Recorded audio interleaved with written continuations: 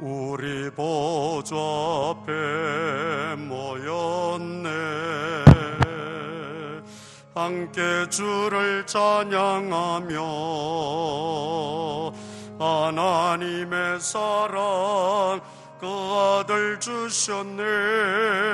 그의 피로 우린 구원받았네. 십자가에서 쏟으신 그 사랑 강같이 온 땅에 흘러 각 나라와 족속 백성 방언에서 구원받고 주 경배드리네. 구원하심이 보좌에 앉으신 우리 하나님과 어린 양께 이도다. 구원하심이 보좌에 앉으신 우리 하나님과 어린 양께 이도다.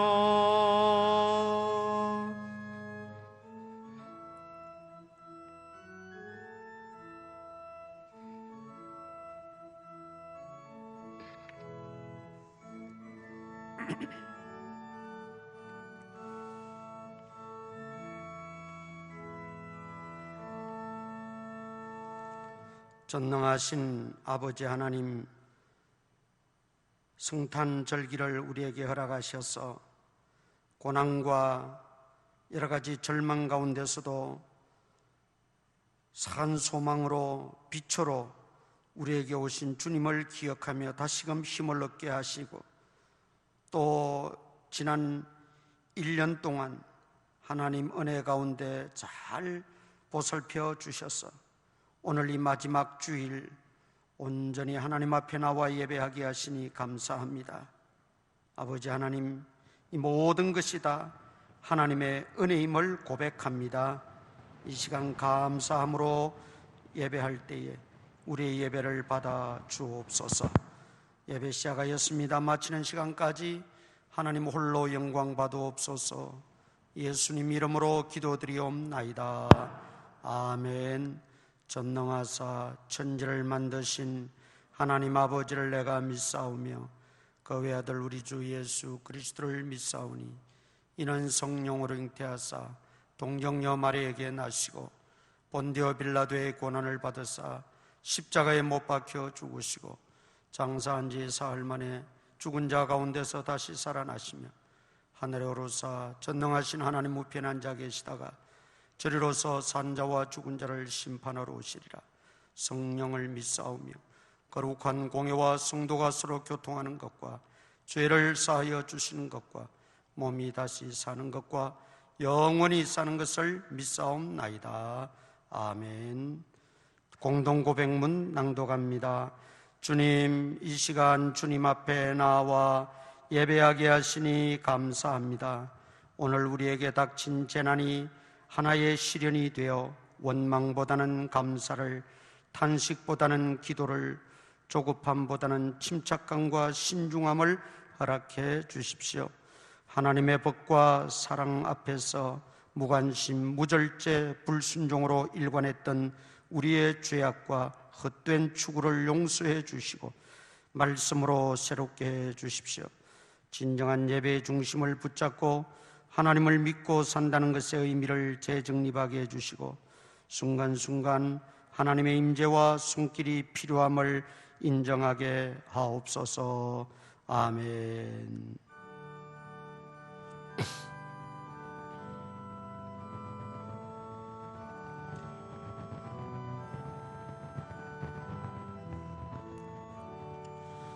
겸손히 주를 섬길 때 괴로운 일이 많으나 구주여 내게 힘 주사 잘 감당하게 하소서. 인자말을 가지고 사람을 감화시키며 갈 길을 잃은 무리를 잘 인도하게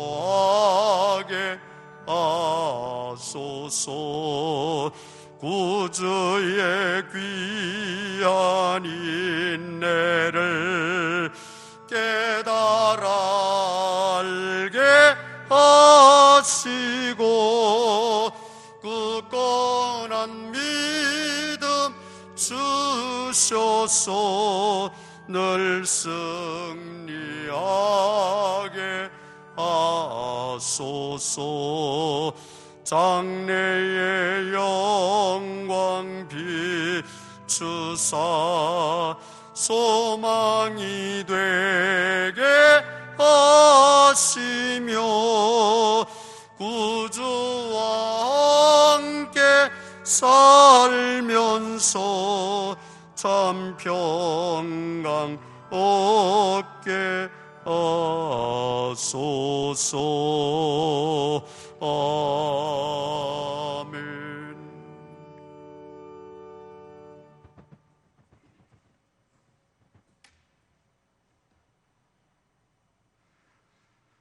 기도드리겠습니다.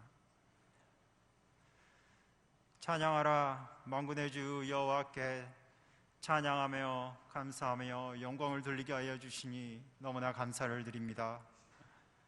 하나님 아버지, 저희들에게 큰 은혜를 베풀어 주셔서 2020년 주님께서 아름답게 지켜주시고 보호하여 주시고 함께하여 주시니 너무나 감사를 드립니다. 이 어려운 환경 속에서도 주님께 예배드릴 수 있는 귀한 은혜를 허락하여 주시고, 이 어려운 환경 속에서도 주님을 경배할 수 있도록 찬양 드릴 수 있도록 주님께서 이끌어 주시니 너무나 감사를 드립니다. 하나님 아버지, 올 한 해에는 하나님의 귀한 은혜로 살아가고 있음을 주님 앞에 다시 한번 고백을 드립니다. 하나님, 저희들이 주님의 뜻 안에서 행하지 못하고 주님의 앞에 죄악을 저질렀던 그 모든 것들을 주님께서 용서하여 주시고, 아버지 2021년 내년 한 해에는 더욱더 주님의 뜻 안에 순종하며 살아갈 수 있는 아름다운 영혼들이 되어질 수 있도록 주님께서 은혜를 허락하여 주시옵소서. 사랑 많으신 하나님 아버지, 이 몸된 교회를 주님께서 기억하여 주시고 아름답게 세워주심을 주여 감사를 드립니다. 사랑하는 성도들에게 귀한 은혜를 허락하여 주시고 주님을 만날 수 있도록 예배를 허락하여 주심을 주여 감사를 드립니다. 코로나19 환경 속에서도 주님 앞에 영광을 돌릴 수 있는 귀한 은혜를 허락하여 주시니 너무나 감사를 드립니다. 하나님 앞에 더욱더 한 발짝 나아가는 귀한 믿음의 일꾼들로 성장하게 하여 주시고, 하나님을 기쁘시게 하는 귀한 아름다운 자녀들로 자라날 수 있도록 주님께서 은혜를 허락하여 주시옵소서. 아버지, 이 몸된 교회 또한 새로운 재건축의 꿈을 가지고 있습니다. 하나님 아버지, 이 몸된 교회 새로운 아버지 성전을 허락하여 주시고 아름다운 성전을 허락하여 주셔서 지역에 있는 많은 영혼들이 주님 앞에 돌아오는데 귀하게 쓰임받을 수 있는 아름다운 교회가 되어질 수 있도록 주님께서 은혜를 허락하여 주시옵소서. 하나님 아버지, 성전을 세우는 데 있어서 많은 비용과 많은 헌신과 많은 기도가 필요합니다. 그 모든 것을 감당해낼 수 있는 아름다운 성도들이 많아지게 하여 주시고 주님의 일에 기쁨으로 동참할 수 있도록 주님께서 허락하여 주시옵소서. 하나님 아버지, 또한 저희 사랑하는 또 주일학교 학생들이 있습니다. 2020년 하나님의 함께 하여 주시고 지켜주심을 주여 감사를 드립니다. 어느 한 친구도 코로나 바이러스에 걸리지 않도록 주님께서 지켜주심에 감사드리며, 우리 친구들 주님께서 믿음 안에서 아름답게 자라나 장차 그리스도의 일꾼으로서 자라는 데 부족함이 없도록 주님께서 은혜를 허락하여 주시옵소서. 올 한 해를 마무리하면서 하나님 앞에 더욱더 감사함을 느끼며 살아가고 있습니다. 아버지, 2021년에도 하나님의 뜻 안에서 살아가는 아름다운 성전이, 아름다운 교회, 아름다운 일꾼으로서 되어질 수 있도록 주님께서 은혜를 허락하여 주시옵소서. 특별히 담임 목사님에게 성령을 부어주시고 아버지, 하나님의 말씀의 능력을 더해 주시고 아버지, 기도하는 그 모든 것들이 하나님의 응답 안에서 이루어지게 하여 주셔서 아버지, 이 시대, 아버지, 이 당대에 귀하게 쓰임받는 아름다운 주의 사제가 되어줄 수 있도록 주님께서 성령의 충만함을 더하여 주시옵소서. 말씀의 충만함을 더하여 주시옵소서. 설교할 때만 하느냐 말씀의 능력이 나타나게 하여 주시고 저희들의 심령이 깨어지는 귀한 역사가 나타날 수 있도록 주께서 은혜를 허락하여 주시옵소서. 사랑받으신 하나님 아버지, 저희들이 귀한 말씀을 듣고자 합니다. 아버지, 저희들의 마음을 열게 하여 주시고 저희들의 귀를 열게 하여 주시고 저희들의 눈을 밝게 하여 주셔서 하나님의 말씀을 듣는데 부족함이 없도록 주님께서 큰 은혜를 허락하여 주시옵소서. 이 시간 주님의 손에 온전히 맡기오며 사랑 많으신 예수님의 이름으로 기도드립니다. 아멘.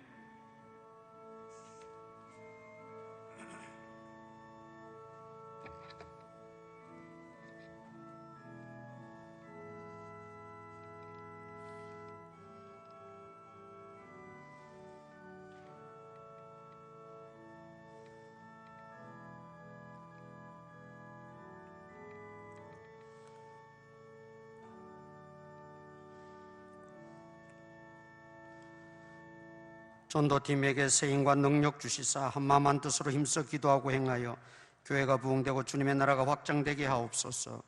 주님의 크신 은혜로 지금까지 직장생활 잘 마무리하게 해주시고 건강 지켜주심을 감사합니다. 범사에 감사합니다.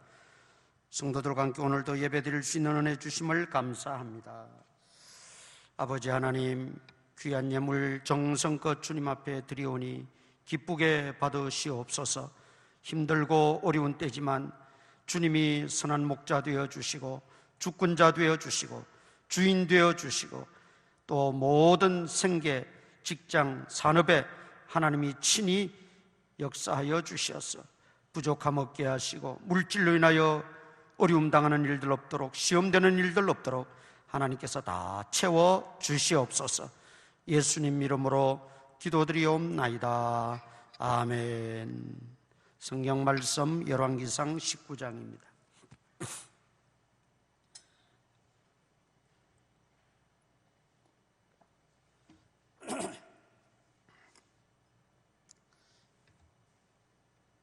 열왕기상 19장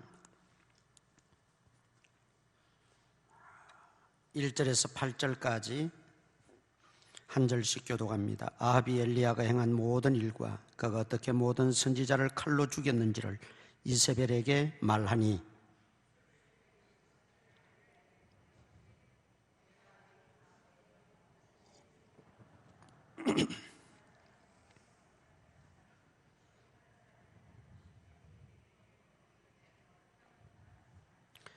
그가 이 형편을 보고 일어나 자기의 생명을 위해 도망하여 유다에 속한 브엘세바에 이르러 자기의 사원을 그곳에 머물게 하고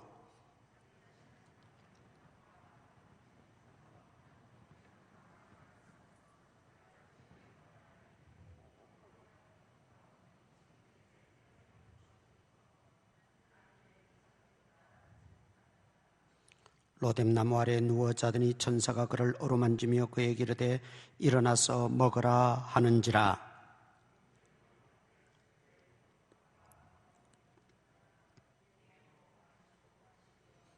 여호와의 천사가 또 다시 와서 어루만지며 이르되 일어나 먹으라. 네가 갈 길을 다 가지 못할까 하노라 하는지라. 이에 일어나 먹고 마시고 그 음식물에 힘을 의지하여 40주 40야를 가서 하나님의 산 호렙에 이르니라. 아멘. 이스라엘에서 가장 존경받는 3대 인물이 있습니다.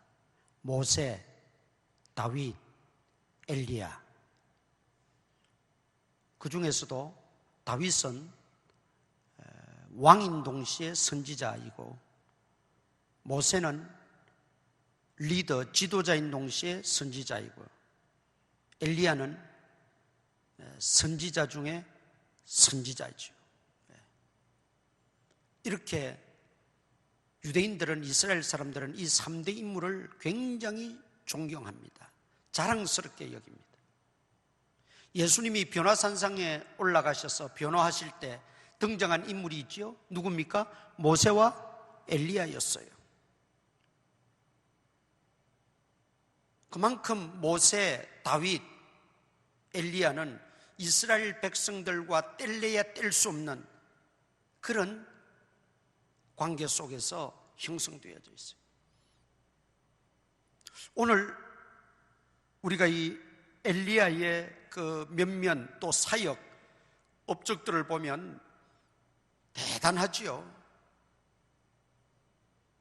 그 어떤 선지자보다도 놀랍고 위대한 사역을 감당했고 일들을 행했던 것을 우리가 볼 수 있습니다. 대표적인 게 갈멜산에서의 850대 1의 대결에서 승리하고 그 바알 선지자들을 다 처단해버리는 그런 일들이 있었어요. 그리고 아합 왕과 이세벨이 여호와의 종교를 멸시하고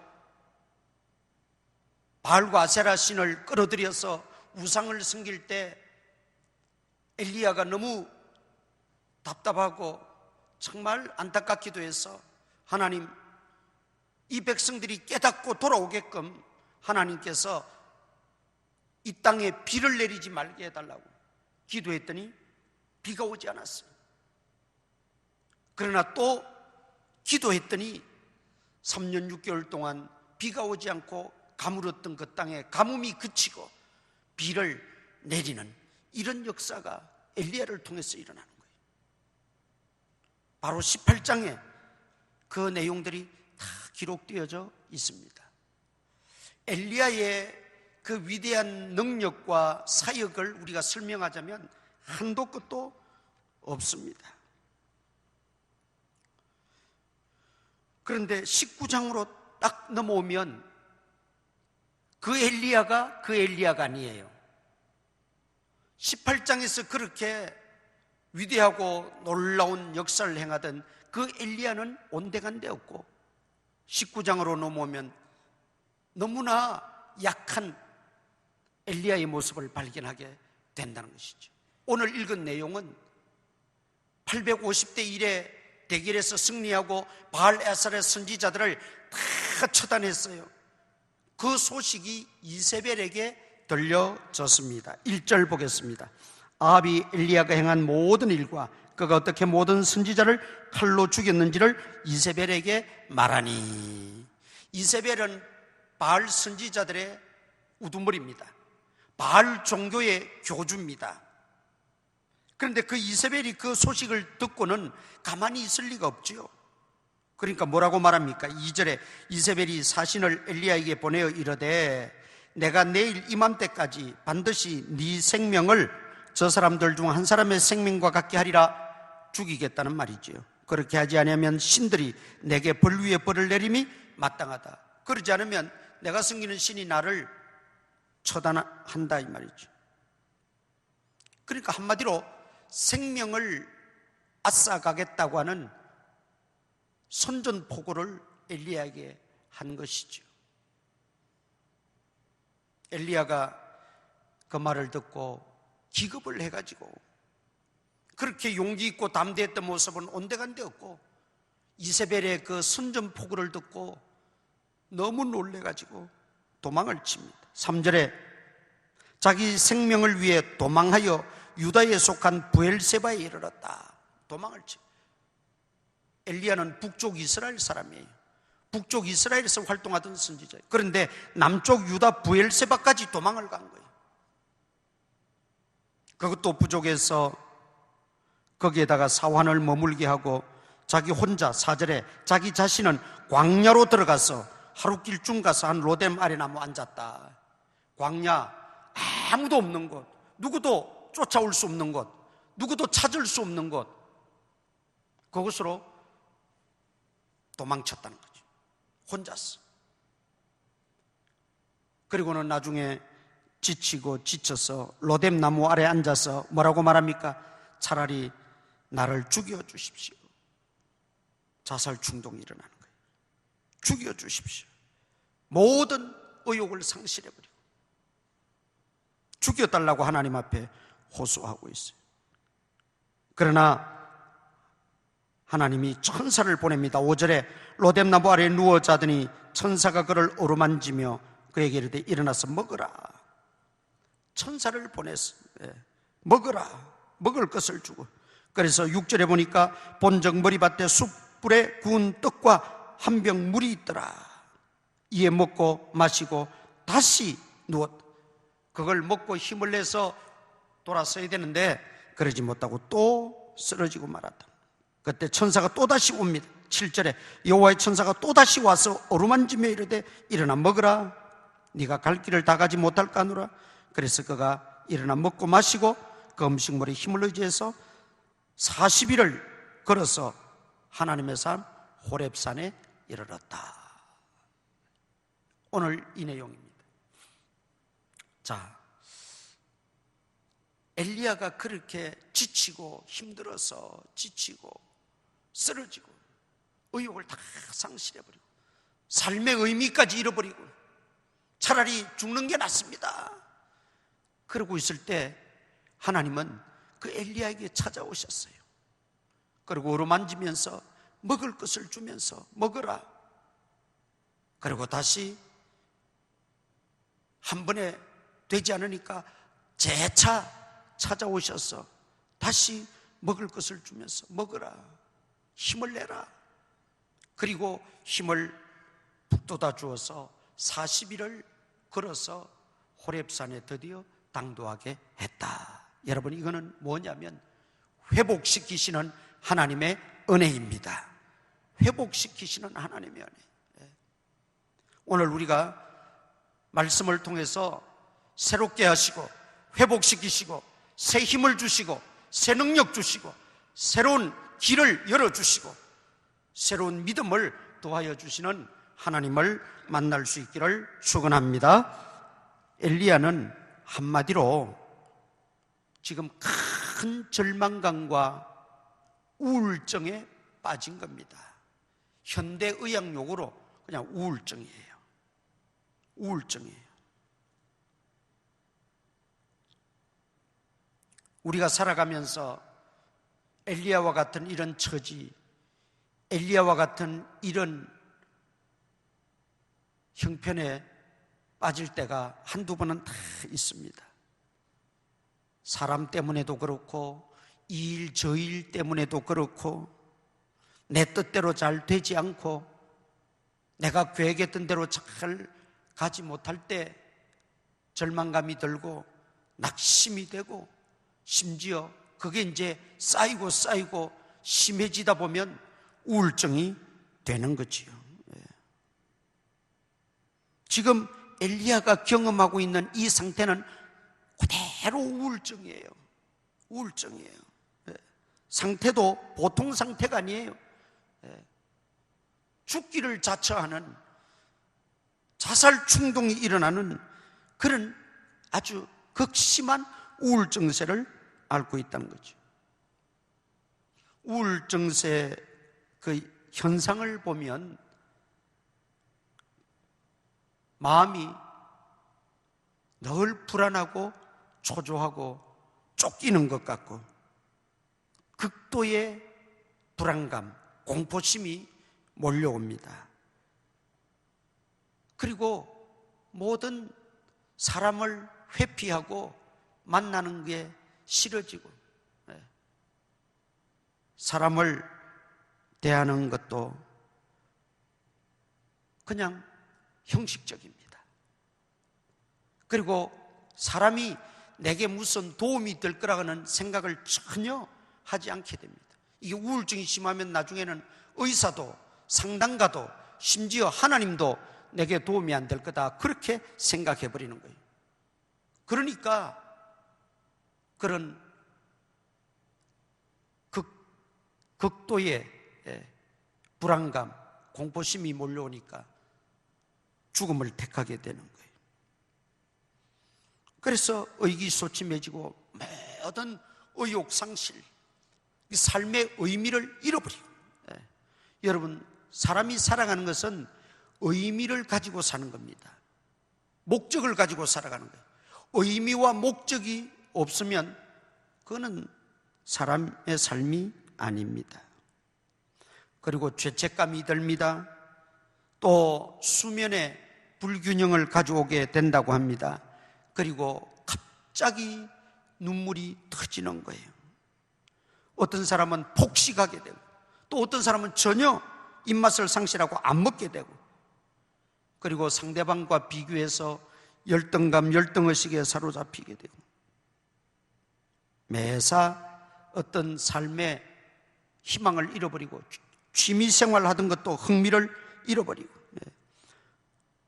갑자기 화가 치밀어 올랐다가 또 가라앉기도 하고, 그리고 마침내 자신이 아무런 쓸모없는 인간이다, 그렇게 느껴지게 된다는 것입니다. 이 우울증의 정세는 한마디로 다 표현할 수는 없지만은 이런 복합적인 현상들이 찾아온다는 거죠. 그런데 지금 엘리야에게 똑같이 그런 게 찾아오고 있는 것을 보게 됩니다. 엘리야는 어떤 우울증 정세를 겪고 있는가? 자, 아까도 말씀드렸지만은 이세벨의 경고와 협박을 받고 그는 이스라엘에서 유다에 속한 브엘세바로 도망을 칩니다.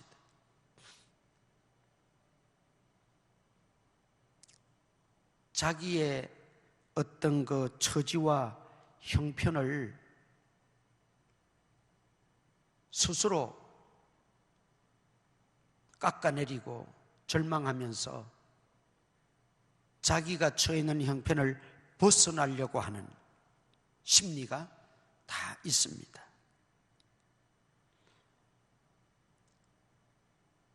내가 살고 있는 환경, 내가 다니는 직장, 심지어 내가 다니는 교회까지도 이런 어떤 우울감이 오게 되면 다 벗어나고자 하는 그런 현상이 벌어진다는 거죠. 그래서 엘리야는 지금 이스라엘에서 유다 땅 브엘세바까지 내려가게 됐다는 거죠. 도망을 쳤다 그랬어요. 그 다음에 두 번째 보면 브엘세바에 이르러 자기의 사환을 그곳에 머물게 하고 자기 혼자 광야로 들어갔어요. 하루 종일 걸어서 광야로 사람을 회피하고 사람 만나기를 싫어하는 거예요. 그냥 무조건 혼자. 그런데 우울증 환자에게는 이게 사실은 굉장히 좋지 않은 거죠. 할 수 있으면 만나서 대화도 나누고 수다도 떨고 운동도 하고 뭐 그렇게 어울려야 오히려 해소가 되는데 혼자만 자꾸 그렇게 고집하고 추구하면 점점 그 정세는 더 악화되어져 간다는 것입니다. 그래서 우리가 극단의 선택을 하고 세상을 떠난 그 우울증 환자들을 보면 주변에 친구나 동료나 사람들이 전혀 그 정도인 줄 몰랐다 그렇게 이야기해요. 그 정도인 줄 몰랐다는 거예요. 왜냐하면 자기 스스로 움츠리기 때문에 그렇습니다. 지금 엘리야가 똑같이 그래요. 그리고 4절에 보면 죽기를 원하여 이르되 여호와여 넉넉하오니 지금 내 생명을 거두시옵소서. 삶의 의미를 잃어버린 거예요. 의욕이 완전히 상실돼 버린 거예요. 그렇게 강력했던 엘리야 선지자가 말이죠. 의욕을 완전히 잃어버린 거예요. 그래서 자괴감에 빠져버린 거예요. 자포자기 상태, 완전히 우울증 정세를 그대로 안고 있는 엘리야의 모습을 볼 수 있습니다. 우리가 이런 모습 속에서 기억해야 될 것은 믿는 사람이든지 믿지 않는 사람이든지 이런 정세는 다 올 수 있다고 하는 거죠. 어떤 믿는 성도에게 이런 우울증을 앓고 있고 우울증세가 왔을 때 믿음이 없다고 비난해서는 안 됩니다. 믿는 사람이 왜 그러냐고 우리가 그렇게 함부로 이야기해서도 안 돼요. 또 어떤 사람은 기도하면 되지 왜 기도를 안 하느냐고 윽박질러서도 안 돼요. 믿는 사람이든지 믿지 않는 사람이든지 이 우울증은 각자 나름대로 형편 따라서 다 올 수도 있다는 거죠. 제가 그 전도사 시절에 섬기던 교회에서 어떤 여집사님이 가정의 남편과의 갈등, 거기다가 또 시댁과의 갈등, 또 가정이 화목하지 못하니까 아이들까지 가출하고 그야말로 제가 봐도 너무 어렵고 복잡하고 이게 말로 표현할 수 없는 그런 상황이 되었어요. 견디다 못해서 거의 정신이 나갈 정도로 이 여집사님이 되어버렸어요. 그러다 보니까 이제 교회 생활도 점점 멀어져 버리고 교회를 한 번, 두 번 안 나오길래 그래서 제가 가서 이야기를 듣는 중에 그 형편을 알았어요. 그런데 여러분 이게 더 무서운 게 뭐냐면 그러면 그냥 뭐 검사나 경찰관들이 조사하듯이 그렇게 꼬치꼬치 묻지 말고 그저 아픔이 있는 줄 알고 주변에서 내 기도해 줄게 힘내세요, 낙심하지 마세요, 같이 기도합시다, 하나님이 아실 겁니다, 하나님이 해결해 주실 겁니다, 그러고 같이 기도하면 되는데 어떤 분이 기도하면 해결된다고 기도하자고 그러면서 억지로 교회를 끌고 나오기 시작한 거예요. 자기는 올 마음이 없는데 왜 사람들 보면은 다 자기를 뭐라고 그러는 것 같고 자기만 주시하는 것 같고 이게 정세거든요. 정세. 이런 것들을 차근차근 하나하나씩 해결해 나가야 되는데 그냥 자기 생각만 가지고 교회 억지로 끌고 나와서 기도한다고 밤마다 그렇게 하니까 이분이 그냥 나가 떨어져 버렸어요. 그래서 1년 이상을 그 충격에 또 교회를 나오지 못해서 겨우 달래서 정말 조금 상황도 좋아지고 해서 다시 신앙생활은 잘 했습니다마는 우리가 그걸 잘 지혜롭게 살펴야 돼요. 지금 엘리야가 로뎀나무 아래에서 누워서 죽기를 청할 때 하나님이 엘리야에게 다른 말 하지 않았어요. 한마디도. 천사 보내가지고 너 같은 선지자가 이러고 있으면 너 제자들이 뭘 보고 배우겠느냐, 이런 소리 안 했어요. 아니 네가 바알 선지자들을 그렇게 처단하고 강력하게 사역할 때는 언제고 이게 무슨 꼴이냐, 그런 말씀도 안 했어요. 한마디 안 했어요. 천사 보내서 그저 한 게 뭡니까? 일어나서 먹으라는 거예요. 밥 먹으라는 거예요. 그냥 밥 먹으라. 우리말로 말하면 밥 먹으라는 거예요. 그 말밖에 안 했어요. 밥 먹으라. 물 갖다 놨으니까 물 마시고 밥 먹어라, 그거였어요. 우리가 여기에서 귀중한 진리를 깨달아야 돼요. 나 자신이 그런 현상이 있을 때도 우리가 엘리야를 통해서 보면서 극복해야 되고, 우리 주변에 이런 분들로 고통을 당하고 어려움 당하는 분들이 있을 때 또 이 본문을 통해서 우리가 깨닫고 잘 권면하고 격려하고 기도해주고, 그래서 그것을 속히 벗어날 수 있도록 해줘야 된다는 거죠. 그러면 엘리야의 우울증 원인이 뭔가? 원인을 알면 해결책을 얻을 수가 있잖아요. 원인이 뭔가? 3절 보십시다. 3절, 그가 이 형편을 보고, 엘리야가 우울증에 걸리게 된 첫 번째 이유는 이 형편을 보고, 이 형편이 무슨 형편입니까? 이세벨이 자기를 향해서 위협하는 그것을 말하는 겁니다. 내일 이맘때까지 내가 반드시 제거하고 말겠다. 살해 위협이죠. 이세벨은 말로만 할 수 있는 사람이 아니에요. 얼마든지 실행에 옮길 수 있는 그런 권력과 능력을 가지고 있는 사람이에요. 그 형편을 보고 그 말을 듣고 그가 위축돼 버렸어. 겁을 먹게 되고 그것이 계속 마음에 남아있다 보니까 우울증까지 오게 된 거죠. 이세벨의 그 기세 등등한 형편만 보았어요. 이세벨의 살해 위협 형편만 보았어요. 이세벨의 그 권세와 권력 형편을 보았다는 것이죠. 여러분, 여기에서 중요한 것 있죠. 아무리 위협을 하고 아무리 죽이겠다고 덤벼들어도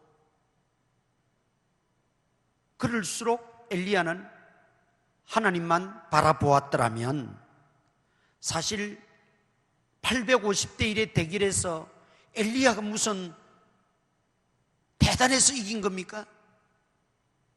하나님이 함께 하시고 하나님이 도우시고 하나님이 이기게 하시니까 이긴 것이지, 엘리야가 무슨 힘이 있다고. 여러분, 바알 선지자들을 다 처단할 때 엘리야가 그거 처단했겠어요? 어림도 없지요. 엘리야는 한 사람도 죽일 수 없는 사람이에요. 이스라엘 백성들이 좌도 우도 치우치지 말라고 했는데 이렇게 치우쳐 있던 이스라엘 백성들이 엘리야의 그 기도를 통하여 하늘에서 불이 내려오는 걸 보고 비로소 하나님이 참신인 줄 알고 그때 들고 일어나서 엘리야의 말 한마디에 바알 선지자들을 다 처단해버린 거죠. 그 엘리야가 한 게 아니에요. 하나님이 하신 겁니다. 하나님. 이스라엘 백성들이 한 것도 아니고 하나님이 그렇게 하신 거예요. 여러분, 사람 한 사람 처단하고 죽이는 게 그게 무슨 쉬운 일입니까? 물론 살인마들은 뭐 몇십 명도 죽이는 사람들도 있지만 그거는 특별한 예외적인 상황이고, 사람 하나 다치게 하는 것도 마음대로 못하는데 그 바알 선지자들을 다 처단하는 거, 그게 엘리야 자신의 힘으로 한 것도 아니고 이스라엘 백성들을 한 것도 아니고 하나님이 그렇게 하셨던 거거든요. 그러면 이세벨이 자기를 죽인다고 했을 때도 하나님께 맡기고, 하나님, 바알 선지자들을 처단하셨던 하나님, 갈멜 산상에서 불을 내려서 응답하셨던 하나님, 이세벨이 지금 나에게 살해 위협을 합니다. 하나님이 알아서 해주세요. 하나님이 해결해 주세요. 그리고 하나님 바라보아야 되는데 그만 형편을 보았다는 거죠. 우리가 이런 일에 빠지기가 쉽습니다. 그래서 우리가 늘 하나님 바라보려면 쉬지 말고 기도하라고 하신 말씀을 기억해야 돼요. 엘리야가 18장에도 보면 늘 기도해요. 비 오기를 기도하고 비 오지 않기를 위해서 기도도 하고 갈멜 산상에서 불을 내려달라고 기도하고, 그런데 승리하고 나서는 기도했다는 구절이 없어요. 승리감이 도취됐던 거예요. 승리감에 도취돼서 기도했다는 구절이 없어요. 선줄로 생각하냐, 넘어질까 조심하라.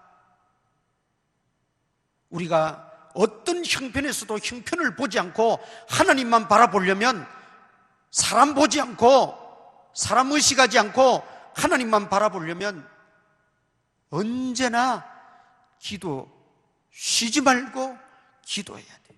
내가 승리했을 때도, 승리한 후에도 기도가 더 중요해요. 승리가 중요한 게 아니에요.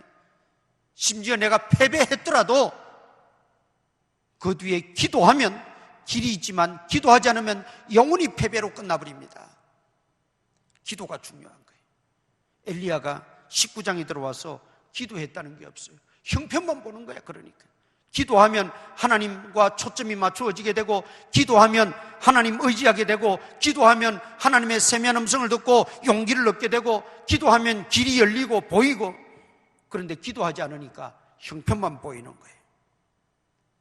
오늘 이 시대도 마찬가지예요. 코로나19라는 이 형편만 보면 낭망할 수밖에 없죠. 낙심할 수밖에 없죠. 지금 돌아가는 우리 모든 주변의 그 상황만 보면 낙심할 수밖에 없고 절망할 수밖에 없지요. 그게 쌓이면 우울증이 되는 거예요. 그러나 여러분, 그 모든 형편을 다스리시고 쥐고 계시고 통치하시는 하나님을 바라보시기를 축원합니다. 하나님 봐야 돼요. 갈멜산 불 내린 게 하나님이 내리셨지 엘리야가 내린 겁니까? 비를 오지 않게도 하시고 오게도 하신 분이 하나님이시지 엘리야 자신이 아니란 말이죠. 우리가 하나님만 바라봐요. 아무리 힘들고 어려워도 막막해도 내 목숨이 간당간당하는 그 순간에도 하나님 바라보고 하나님 의지하고 하나님 앞에 엎드리면 여러분, 하나님이 그 형편을 다 극복하게 하시고 피할 길도 주시고 이기게도 하시고 또 그 대적들을 친히 물리쳐 주시기도 하시고 기적을 베풀어서라도 하나님은 상황을 바꾸어 주시는 것입니다. 그런 예가 성경에 많이 있잖아요. 아니, 엘리야 선지자를 그 한낱 이세벨의 손에 맡기겠습니까, 하나님이?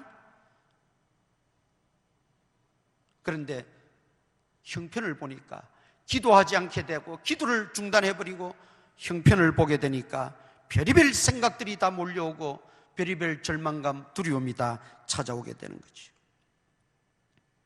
하나님만 바라고 하나님만 바라볼 수 있기를 간절히 소망합니다. 베드로가 배를 타고 가다가 풍랑을 만나서 뒤집힐 지경에 저 멀리서 예수님이 뚜벅뚜벅 물리를 걸어오시잖아요.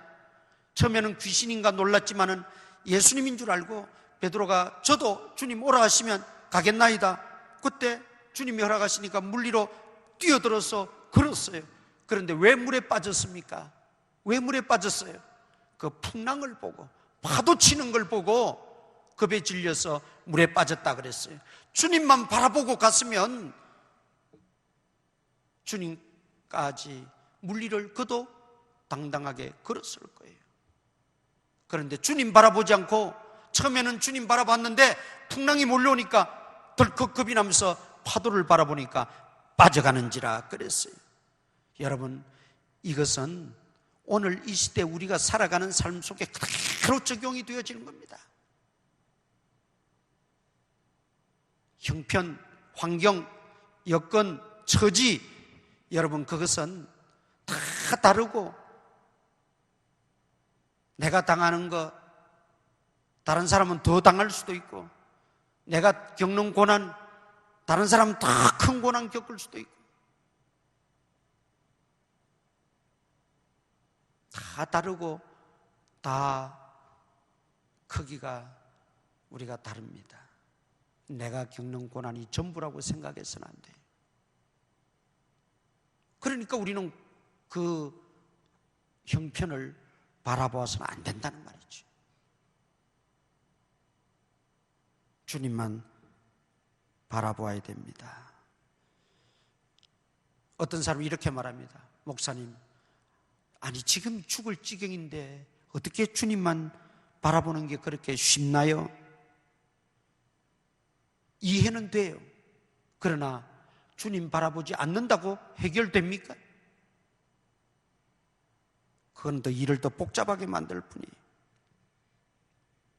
그럴수록 정신을 차리고 주님 바라보는 저와 여러분 될 수 있기를 바랍니다. 예, 형편을 보면 안 돼요. 형편을 보면. 두 번째는 왜 우울증이 오게 된가? 4절 보세요. 4절 하반절에 내 생명을 거두시옵소서. 나는 내 조상들보다 낫지 못하나이다. 내 조상들보다 낫지 못하나이다. 조상들과 비교하면서 열등감에 빠지게 됐어요. 이게 문제입니다. 사람은 누구나 다 열등의식을 가지고 있습니다. 다 열등의식이 있어요. 우리 요수비가 그 대학 다닐 때에 그 학교에서 뭐 조사하는 설문지가 있더라고요. 제가 그걸 한번 보았어요. 뭐 여러 가지 설문지가 있어서 뭐 내용들이 주로 인성에 관한 그런 내용들이 많았어요. 뭐 어떤 상식 이런 게 아니고 내가 판단할 때는 이거 인성을 한번 체크하는 거구나. 심리와 인성 그 상태를 체크하는 거구나. 대충 제가 알았어요. 그런데 나중에 그게 정식 방송으로도 나왔어요. 그게 뭐냐면 서울대생들의 40%, 40.6%가 그때 정확하게 그랬어요. 40.6%가 심리불안으로 나왔어요. 심리불안. 그 다음에 그 심리불안 다음에 많이 나온 게 뭐냐면 열등의식이 나왔어요. 제가 그걸 보고 깜짝 놀랐어요. 아니, 그 정도 학생들 되면 뭐가 열등의식이 있을까? 열등의식이 있을 게 뭐 있어요? 초등학교 때부터 대학 들을 때까지 1, 2등을 놓치지 않은 그 애들일 텐데 그 무슨 열등의식이 있을까? 그런데 그들에게도 열등의식이 그렇게 많이 나왔다는 거예요. 10명 중에 3명 이상이 열등의식이라. 이걸 보면 누구에게나 열등의식이 있을 수 있어요. 그 열등의식은 왜냐? 나는 조상들보다 낫지 못합니다. 비교하기 때문에 그래. 비교. 여러분, 엘리야가 훗날 이스라엘 백성들이 자기를 가장 존경하는 선지자로 이렇게 초왕을 하는 줄 알았더라면 이런 열등의식은 안 가졌겠지. 그런데 정작 자신만 모르고 있는 거예요. 우리 신앙생활에 있어서도 열등감, 열등의식 비교하는 것, 여러분 이것은 좋지 못합니다. 그냥 옷 잘 입은 사람 나왔으면 옷 참 잘 입었고 이쁘다 그러면 돼요. 그런데 자꾸 그걸 꼬아서 생각하는 거예요. 그리고는 저희는 저렇게 좋은 옷을 입고 좋은 집에 사는데 나는 이게 뭔가 이렇게 자꾸 생각을 하기 시작하는 거예요. 그러면 그게 비교의식이 되고 열등의식으로 자리를 잡게 되는 거죠. 열등의식은 자라는 아이들의 정신건강도 해치게 되고 또 신앙생활에 있어서도 서로 비교하고 열등의식을 갖는 것은 내 믿음을 바르게 성장하지 못하게 하고 문제는 기도가 능력 있는 기도가 될 수가 없습니다. 그 다음 10절 하반절 보세요. 10절 하반절. 그가 대답하되 내가 만군의 하나님 여호와께 열심히 유별하오니 이는 이스라엘 자손이 언약을 버리고 주의 제단을 헐며 칼로 주의 선지자들을 죽였으며 오직 나만 남았거늘. 우울증이 오게 된 것은 자기 혼자라고 생각했기 때문입니다.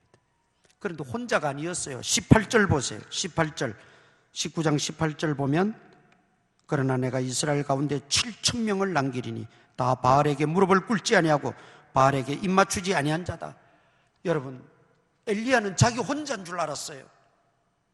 그런데 하나님은 7,000명의 선지자를 남겨두었다 그랬어요. 바알에게 무릎 꿇지 아니하고. 엘리야의 우울증은 자기 혼자뿐이라고 생각하니까 찾아온 겁니다. 여러분, 이게 이제 가장 일반적인 현상이라고 그래요. 그 우울증을 겪어본 분들 이야기나 또 우울증을 겪는 사람들을 상담한 사람들의 글을 읽어보면 대부분의 우울증 환자들이 갖는 공통적인 생각들이, 초두에도 제가 좀 말씀드렸습니다마는 자기 혼자뿐이라고 생각하는 거예요. 전에는 그래도 부모님이 내 도움이 되겠다,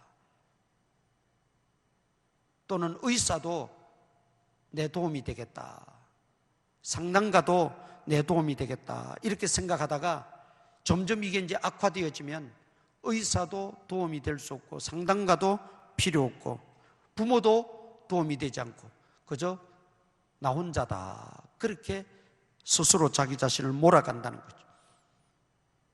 나 혼자뿐이라는 거예요. 여러분, 우리 믿는 사람들은 꼭 기억해야 됩니다. 주님이 이 땅에 죄인들의 무엇으로 왔다 그랬어요? 구주로 오셨다고 했지만 또 다른 표현을 주님이 쓰셨어요. 나는 죄인들의 뭐다?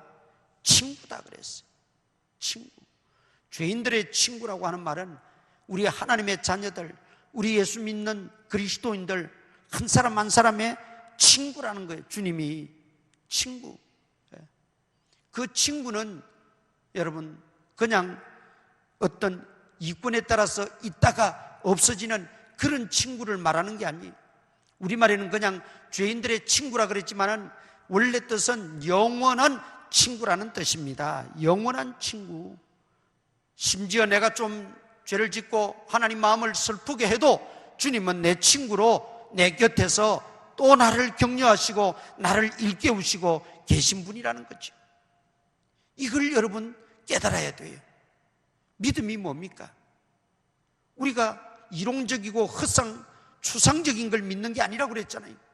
예수님이 내 친구, 예수님이 나의 구주, 예수님이 나의 죄를 사해 주신 분, 그걸 확실히 믿고 늘 아침에도 일어나면 나는 예수님과 함께 출근한다, 나는 예수님과 함께 학교 간다, 나는 예수님과 함께 직장 간다, 그거예요.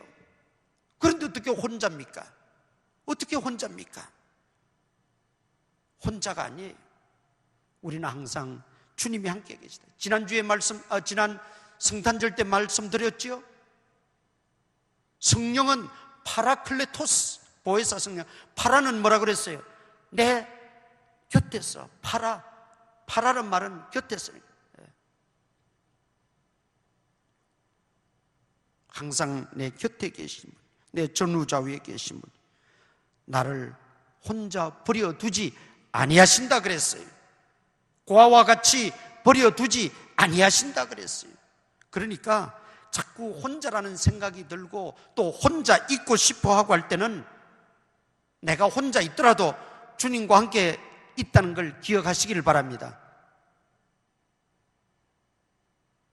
나는 주님을 거부할지라도 주님은 나를 떠나지 아니하세요. 그리고 우리 주변에도 나를 위해서 모르게 기도하는 분들이 수없이 있다는 걸 알아야 돼요. 여러분, 하나님은 7,000명의 선지자들을 남겨두어서 엘리야를 위해서 기도하고요. 자기들은 직접 나서서 행동하지는 못하지만은 숨어서 엘리야를 위해서 기도하고 있는 사람이 7,000명이나 됐다. 나를 위해서 기도하는 사람들이 있어요. 뒤에서 남 모르게 눈물을 흘리며 나를 위해서, 우리 가정을 위해서 기도하는 사람들이 있어요. 자기 혼자뿐이라고 결코 생각하지 마시기 바랍니다.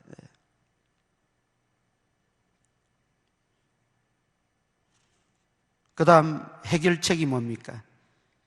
하나님이 제시하시고 해결해 주시는 거죠. 우리가 상담가가 필요하면 상담가도 만나야 되고, 의사의 도움이, 약의 도움이 필요하면 약도 도움을 받아야 합니다. 그런데 궁극적으로는 여러분, 우리가 하나님의 세미한 음성을 들어야 돼요. 오늘 본문 보겠습니다. 본문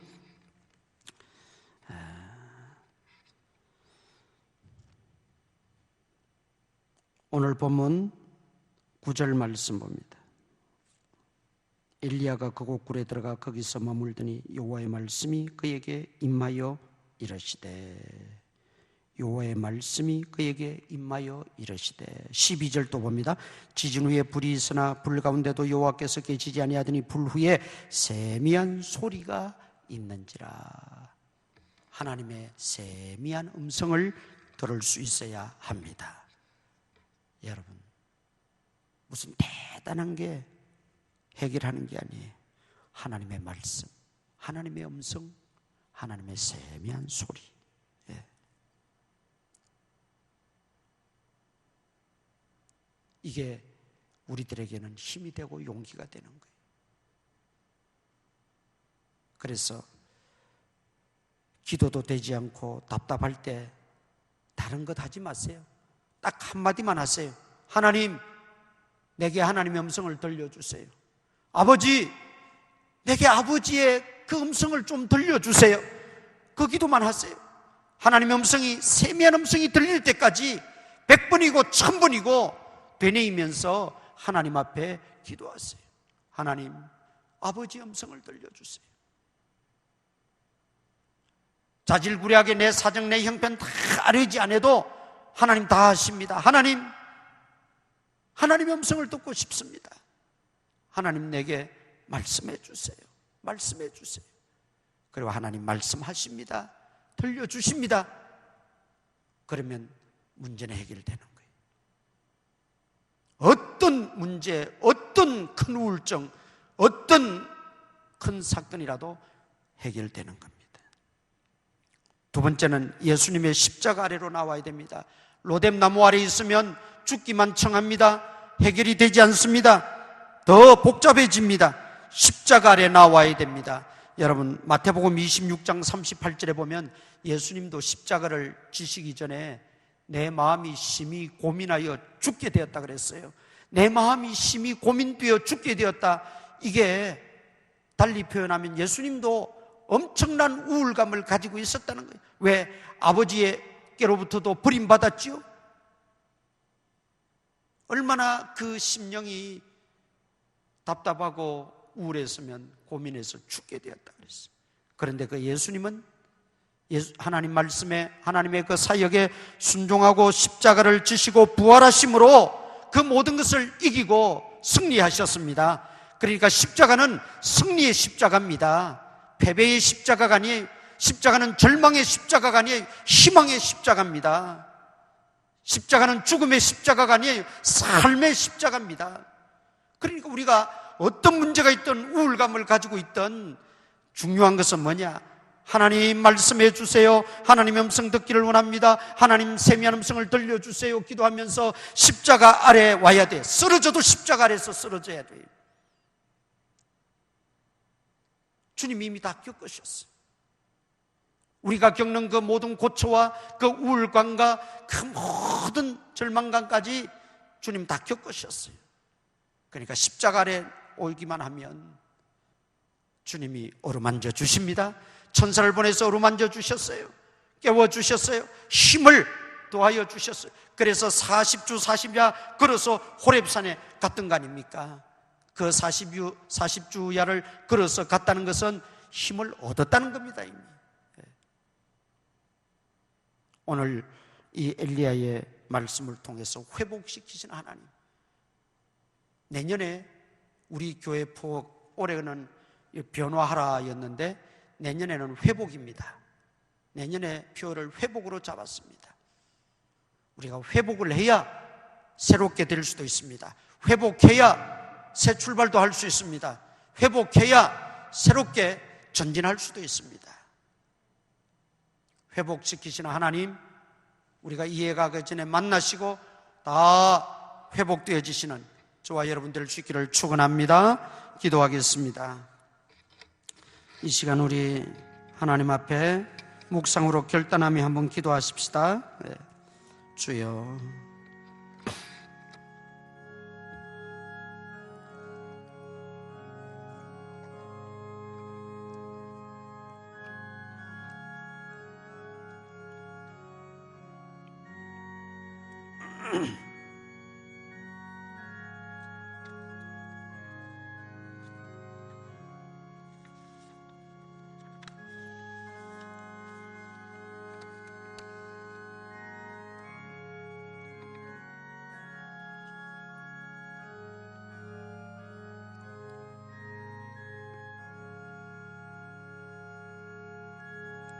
주여.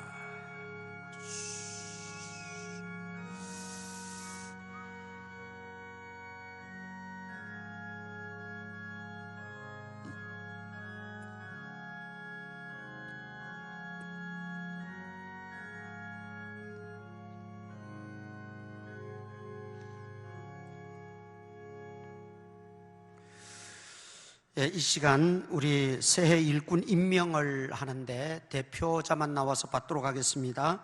우리 김선영 집사님 앞으로 나오시고 김지영 집사님 또 최창섭 집사님 앞으로 나오시기를 바랍니다.